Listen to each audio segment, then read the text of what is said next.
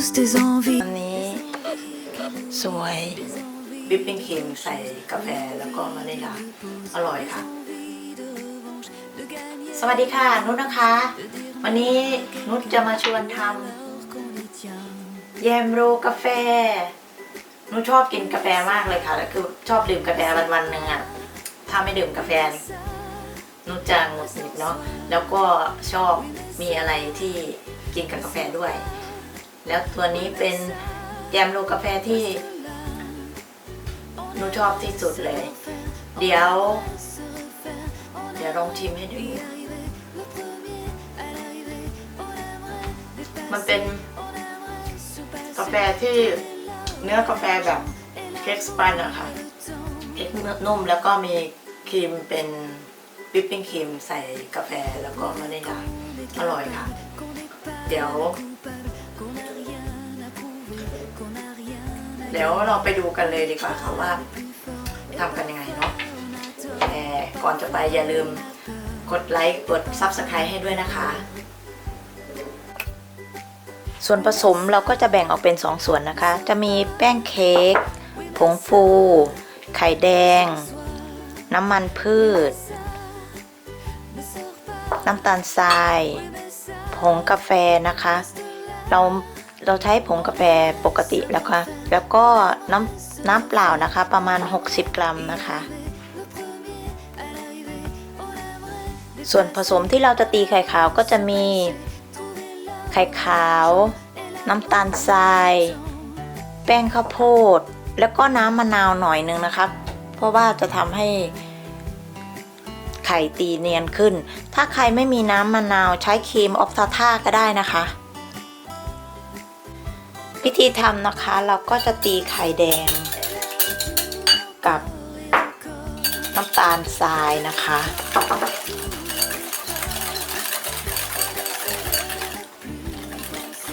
แล้วก็น้ำมัน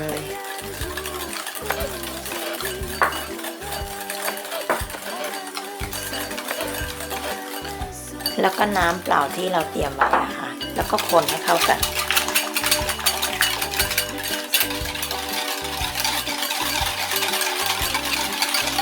พักไว้นะคะแล้วก็ใส่กาแฟนะคะคนให้เข้ากันแป้งกับผงฟูเราก็เอามาผสมกันนะคะแล้วก็เราก็เอาลงไปผสมในไข่ที่เราเตรียมไว้ค่ะ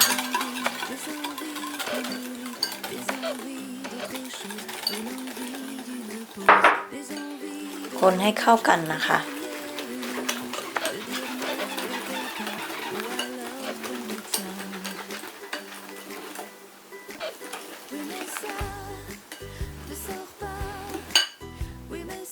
เมื่อกี้ลืมบอกไปว่าเราจะใส่สีน้ำตาลเข้าไปด้วยนะคะสีจะได้สวยออกมาเป็นสีกาแฟสวยงามคนให้เข้ากันค่ะก็ไม่ต้องให้เข้มมากก็ได้ค่ะแค่ให้เป็นสีสันออกมาเหมือนสีเป็นสีกาแฟมันจะได้สวยนะคะ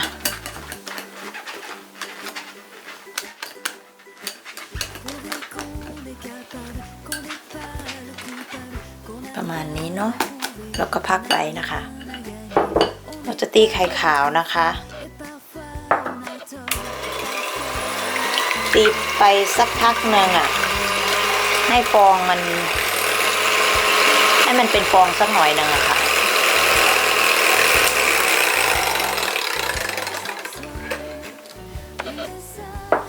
แล้วก็ใส่น้ำมะนาวตีต่อนะคะแล้วก็ใส่น้ำตาลไปเลยแบ่งน้ำตาลใส่ทีละหน่อยแล้วก็ตีไปเรื่อยๆใช้สปีดครึ่งกลางๆนะคะไม่ต้องแรงมาก เ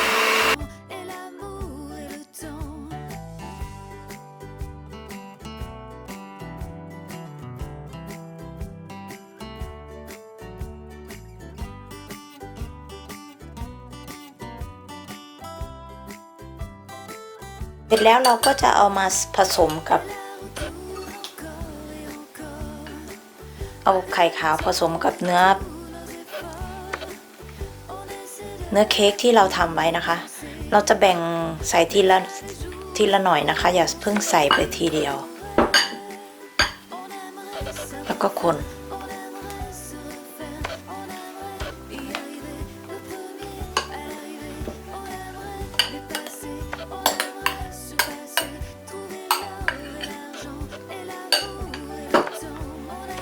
ทำอย่างนี้มันจะทำให้เนื้อเค้กของเรานุ่มนะคะ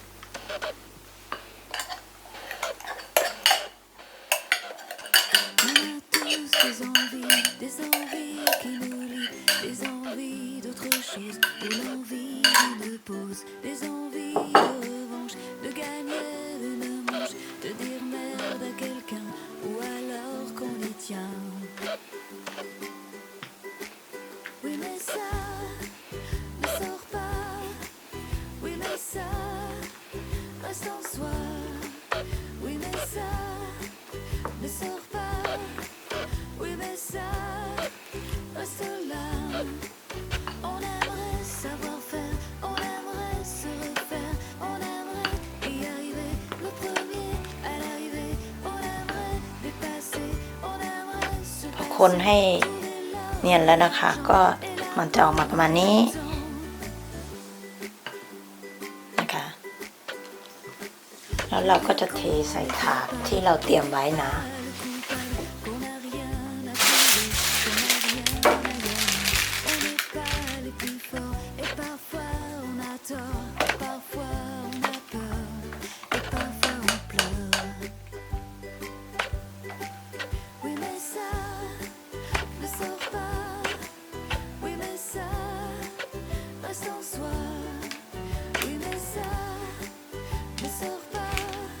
เราก็จะเกลี่ยนะคะ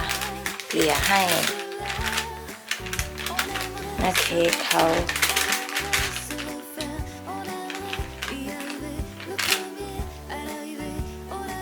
เกลี่ยให้เท่ากันนะคะให้ทั่วแล้วก็ขนาด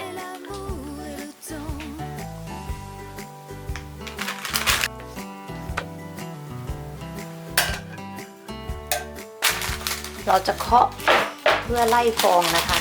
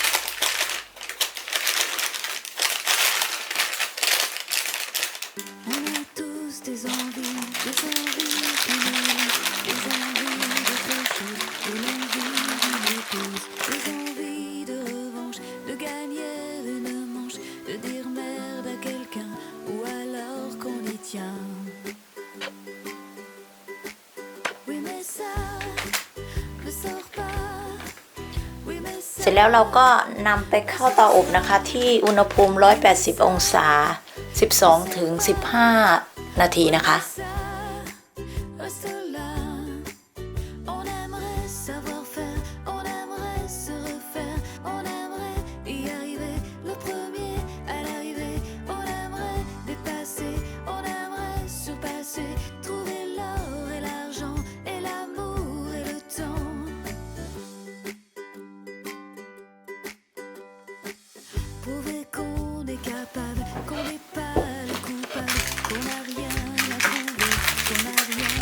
เสร็จแล้วนะคะเราก็ดูว่ามันเดี๋ยวเราจะมากลับด้านของ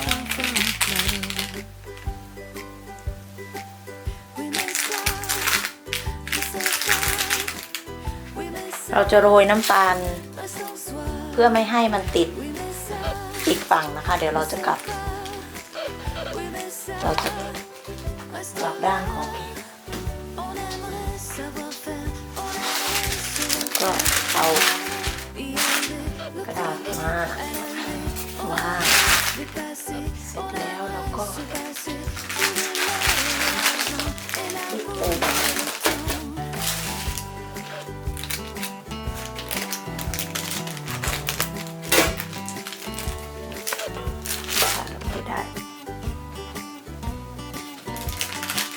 ็จแล้วเราก็ลอกออก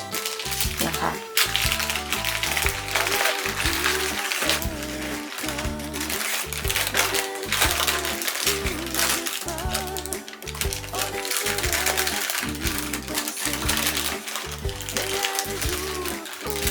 ออกมาประมาณนี้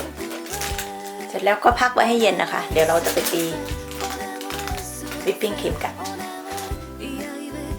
ตัววิปปิ้งครีมก็จะมีวิปปิ้งครีมนะคะแล้วก็กาแฟผสมน้ำหน่อยนึงละลายน้ำหน่อยนึงแล้วก็น้ำตาลไอซิ่งนะคะ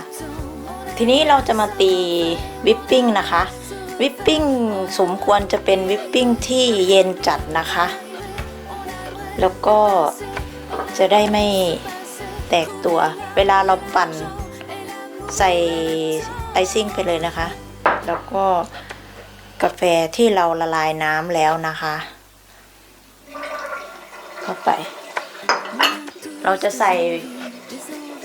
ผงวานิลาเพื่อความหอมเขาจะดึงความหอมของกาแฟขึ้นเข้ามาด้วยนะคะ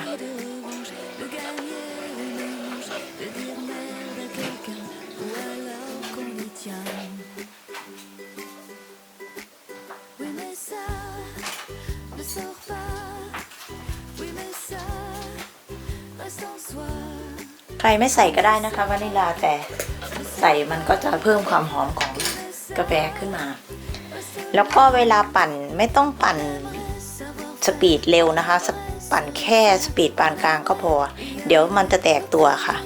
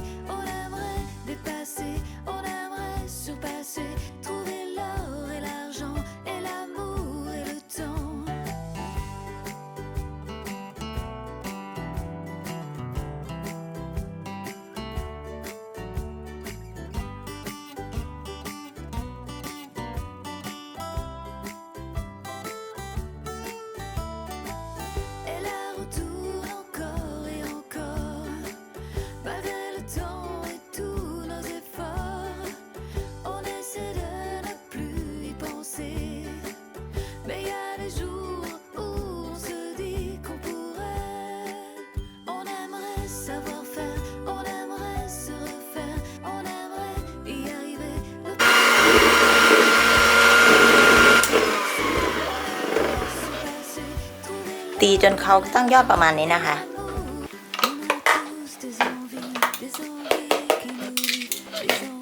เดี๋ยวเราจะไปทาไส้ขนมกัน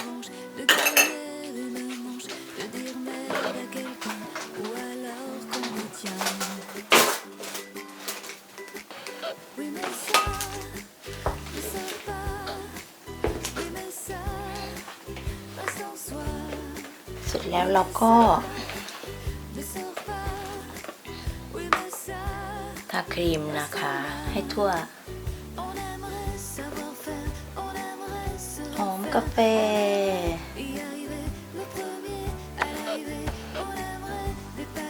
ให้เขา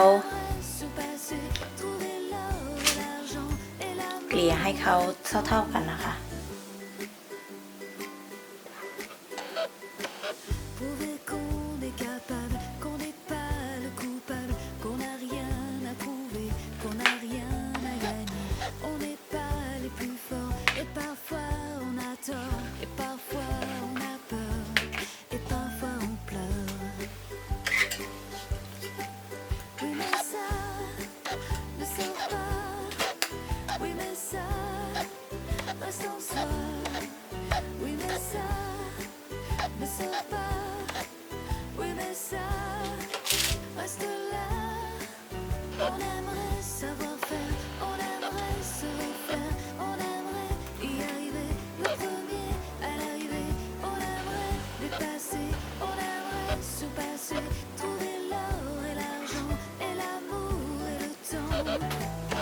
ก็จะได้ประมาณนี้ค่ะ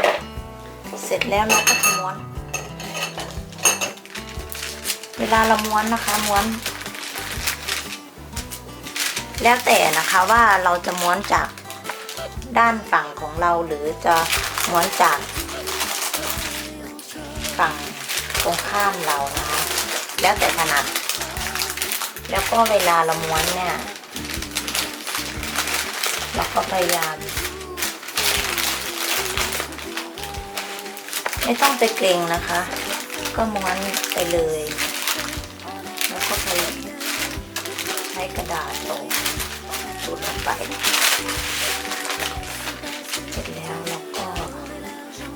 ม้วนไปค่ะไม่ต้องกลัวว่ามันแตกนะคะมันจะไม่เป็นไรถ้าเราอยากให้มันอยู่ตัวนะคะใช้กระดาษที่เราม้วนนี่แหละค่ะคุมไว้แล้วก็มัดหัวมัดท้าย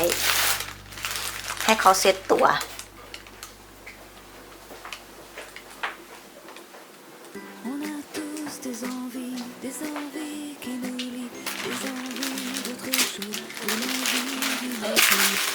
ประมาณนี้ค่ะ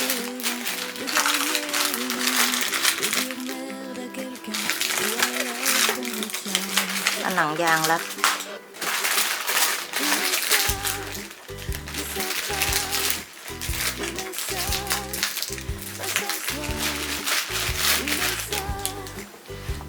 ประมาณนี้ค่ะเห็นไหมคะ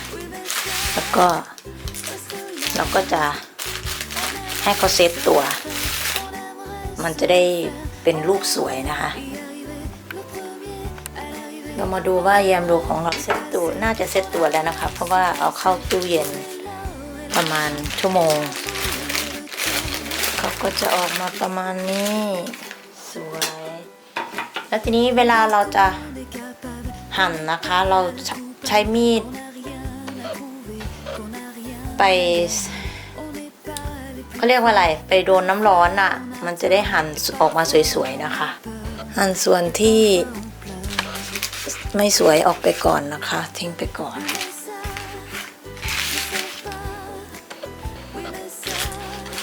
เวลาเราหั่นเราก็ไม่ยกมีดนะคะ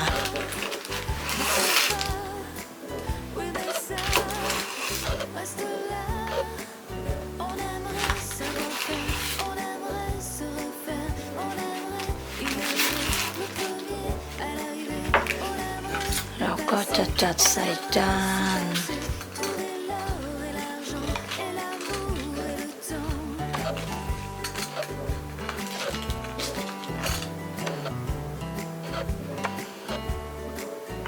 ออกมาประมาณนี้สวย